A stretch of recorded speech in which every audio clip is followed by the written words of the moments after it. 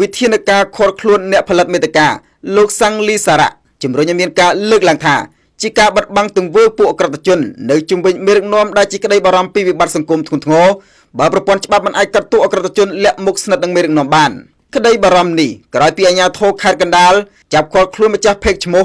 Business Advisor គឺលោកសាំងលីសារៈនៅថ្ងៃទី27 ខែមីនានេះក្រោយពីអ្នកផលិតមាតិការូបនេះនិយាយអប់រំយុវជនកុំឲ្យងប់ងល់នឹងគ្រឿងស្រវឹងដោយបារម្ភពីសង្គមជាតិនិងខ្វះធនធានយុវជនដែលជាសសរស្តម្ភរបស់ជាតិនិងបង្ហាញពីក្តីបារម្ភពីអសន្នសុខសង្គមនិងបញ្ហាបូរណភាពទឹកដីជាដើមជាស្ដែងកាលពីថ្ងៃទី23 ខែមីនាលោកបានលើកយកវីដេអូរបស់ជំទប់ទី2នៃគណៈបកភ្លើងទៀននិយាយរិះគន់ពីកិច្ចការងាររដ្ឋបាលនិងការដោះស្រាយបញ្ហាមូលដ្ឋាននៅឃុំកំពង់ភ្លុកស្ថិតនៅក្នុងខេត្តសៀមរាបបើយើងឃើញដំបៅហើយតែយើងអត់ព្យាបាលដំបៅនឹងទេហើយគេប្រាប់ថានោះបងជើងបងនោះមុតហើយគួរណាតែព្យាបាលវាទៅហើយខ្ញុំក៏ស្គាល់ពេទ្យល្អដែរបងអាចទៅសួរនាំគេទៅតែទុកយូរបន្តិចទៀតវាពិបាកមើលណាវាពិបាកព្យាបាលណាវាមិនងាយជាទេអញ្ចឹងតន់ដំបៅនឹងវានៅភ្លាមវានៅថ្មីទៅពេទ្យឲ្យពេទ្យគេព្យាបាលទៅវាឆាប់ជាបងប្អូនគេមានបំណងល្អទេទៅឬក៏យើងនៅចង់ធ្វើខុសបន្តទៀតឬក៏យើងចង់នៅពាក់អាវរហែកបន្តទៀតឬក៏យើងចង់ឲ្យផ្ទះរបស់យើងហ្នឹងវាឆេះខ្ទេចនៅសល់តែផេះមិនតែប៉ុណ្ណោះវីដេអូជាច្រើនរបស់គាត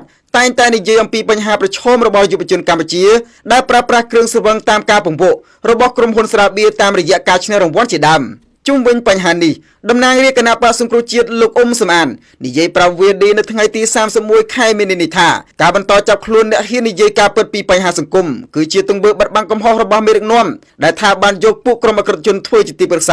ាបង្កការគំរាមកំហែងជីវភាពពលរដ្ឋនិងសន្តិសុខសង្គមលោកបញ្ជាក់ថា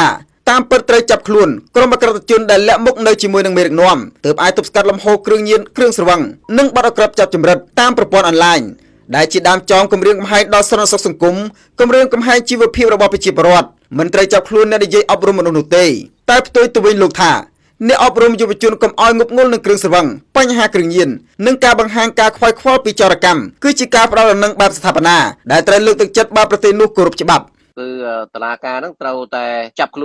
នលោកហ៊ុនសែនលោកហ៊ុនម៉ាណែតហ្នឹងតកូលហ៊ុនហ្នឹងមេដឹកនាំប្រទេសហ្នឹងដាក់ពន្ធនាគារហើយឲ្យសភាជ្រើសរើសមេដឹកនាំថ្មីដូចនៅថៃដូចនៅប្រទេសជឿនលឿនដទៃទៀតអញ្ចឹងគេធ្វើអញ្ចឹងបានប្រទេសគេរីកចម្រើនហើយដល់យើងអត់ហ៊ានដកតំណែងមេដឹកនាំអត់ហ៊ានចាប់មេដឹកនាំដាក់គុកអញ្ចឹងមេដឹកនាំហ្នឹងរំលោភអំណាចធ្វើឲ្យស្រេចចិត្តកាន់អំណាចផ្ដាច់ការអីក៏អត់មានអ្នកណាហ៊ានប៉ះពាល់អាហ្នឹងគឺធ្វើឲ្យប្រទេសហ្នឹងកាន់អំណាចផ្ដាច់ការទៅហើយនឹងអត់មានការរីកចម្រើននោះទេចំណែកប្រធានក្រុមឃ្លាំមើលកម្ពុជាលោកម៉ាណាតនិយាយថាវិធាននេះបញ្ជាក់យ៉ាងច្បាស់ថាប្រជាធិបតេយ្យនៅកម្ពុជាមានតែលើបបីមាត់មេដឹកនាំប៉ុណ្ណោះការដឹកនាំរបស់លោកហ៊ុនសែនស្រដៀងខ្លាំងណាស់ជាមួយនឹងរបបខ្មែរក្រហមបាទពាក់ព័ន្ធនឹងការចាប់មនុស្សនឹងអត់មានច្បាប់មានទម្លាប់ចាប់មនុស្សតាមទំនើងចិត្តអ្នកណាក៏ដោយឲ្យតែរិះគន់ប៉ះពាល់ដល់មន្ត្រីថ្នាក់ក្រោមរបស់គាត់ឬក៏ប៉ះពាល់ដល់ក្រុមគ្រួសារហ៊ុនអីហ្នឹងចាប់ខ្លួនទាំងអស់អ្នកណាដែលនិយាយប៉ះពាល់ខ្លួនគឺចាប់តាមទំនើងចិត្តដោយលោកហ៊ុនសែនធ្លាប់វិជាគេធ្វើអញ្ចឹងVOD មិនអាចសុំការបំភ្លឺពីអ្នកនាំពាក្យអគ្គស្នងការនគរបាលជាតិលោកឆៃកំខឿនបាននៅឡើយទេគឺត្រឹមមកផ្សាយនេះដោយលោកមិនលើកទូរស័ព្ទយ៉ាងណាបើតាមវីដេអូឃ្លីបរយៈពេល5នាទីនៅថ្ងៃទី31មីនានេះម្ចាស់ Page ឈ្មោះ Business Advisor គឺលោកសាំងលីសារៈត្រូវបានដោះលែងនិងធ្វើវីដេអូសុំទោសជាសាធារណៈចំពោះថ្នាក់ដឹកនាំយ៉ាងនេះក្តីការលើកឡើងពីបទល្មើសនានាដែលថាគម្រាមកំហែងដល់សន្តិសុខសង្គមរួមទាំងបញ្ហាគ្រឿងញៀនផងមិនត្រូវបានចាប់ខ្លួនឬគម្រាមកំហែងទេព្រោះវាហាក់ស៊ីគ្នាទៅនឹងការលើកឡើងរបស់នាយករដ្ឋមន្ត្រីកម្ពុជាលោកហ៊ុនម៉ាណែតនិងរដ្ឋមន្ត្រីក្រសួងមហាផ្ទៃលោកសសុខាដែរពីខេត្តព្រះសីហនុកាលពីថ្ងៃទី26 ខែមីនាលោកហ៊ុនម៉ាណែតថ្លែងទទួលស្គាល់ពីបទអក្រិតនានាដែលកំពុងបន្តកើតមាននៅក្នុងខេត្តជាប់សមុទ្រនេះដែលថាវាបានបង្កការភ័យខ្លាចដល់ភ្ញៀវទេសចរជាតិនិងអន្តរជាតិនិងបង្កការភ័យខ្លាចដល់ប្រជាពលរដ្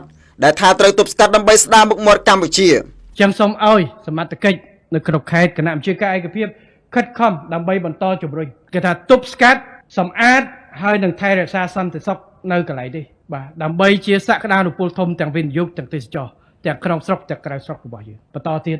តហើយខេត្តព្រះសីហនុដែលជាខេត្តមានសក្តានុពលកត្តាសន្តិសុខនេះគឺដាច់ខាតត្រូវ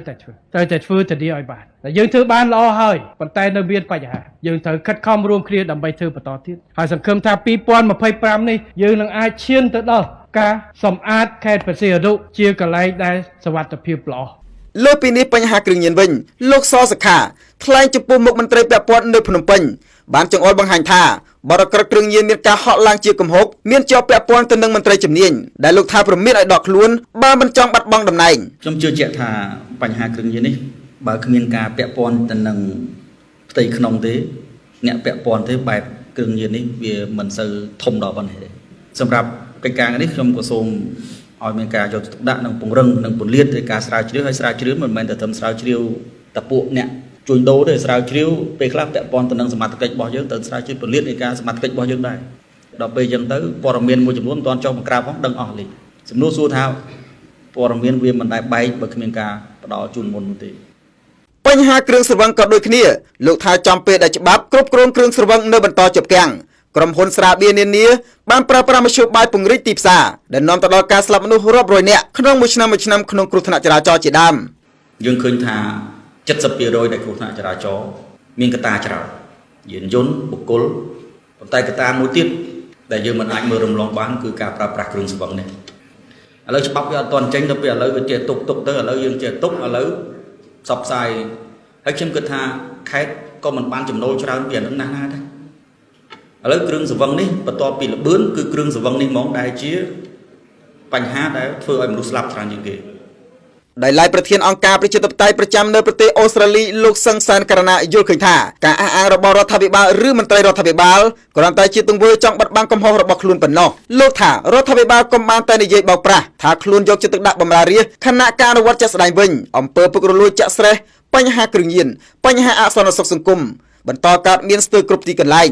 លោកបន្តថាបើរដ្ឋាភិបាលចង់បម្រើរាជពិតប្រាកដឬគិតគូរពីបញ្ហាបូរណភាពទឹកដីមាតុភូមិត្រូវហ៊ានបើកលំហសិទ្ធិសេរីភាពជាមូលដ្ឋានឈប់បន្តធ្វើបាបរាជឬចាប់ចងពលរដ្ឋតាមទំនឹងចិត្តតទៅទៀត អ្នកដឹកនាំប្រទេសនឹងហើយឬក៏មន្ត្រីស្ថាប័នពាក់ព័ន្ធក្រៅបង្គាប់របស់មេដឹកនាំប្រទេសនឹងគឺជាអ្នកដែលទទួលខុសត្រូវទៅលើការការពារនៅសន្តិសុខនិងសុវត្ថិភាពរបស់ប្រទេសទាំងសង្គមទាំងរឿងបរិស្ថានរឿងការពារធនធានធម្មជាតិគ្រឿងញៀនណារឿងជួញដូរមនុស្សឆបោកតាមអនឡាញអីទាំងអស់នឹងឯងគឺជារឿងដែលអ្នកនឹងត្រូវយកចិត្តទុកដាក់អញ្ចឹងអ្នកដែលទទួលខុសត្រូវធ្វើការថ្កោលទោសនោះគឺមេដឹកនាំប្រទេសនិងមន្ត្រីដែលមានមុខងារតួនាទីទាំងអស់នឹងទេដែលគ្មានសមត្ថភាពក្នុងការដឹកនាំជួយប្រជាពលរដ្ឋនឹងបាទ យ៉ាងណាបើតាមមាត្រា 35 នៃរដ្ឋធម្មនុញ្ញកម្ពុជាចែងថាប្រជាពលរដ្ឋខ្មែរទាំងពីរភេទមានសិទ្ធិចូលរួមយ៉ាងសកម្មក្នុងជីវភាពនយោបាយសេដ្ឋកិច្ចសង្គមនិងវប្បធម៌របស់ជាតិសេចក្តីស្នើទាំងឡាយរបស់ប្រជាពលរដ្ឋត្រូវទទួលពិនិត្យនិងដោះស្រាយយ៉ាងម៉ត់ចត់ពីអង្គការរដ្ឋ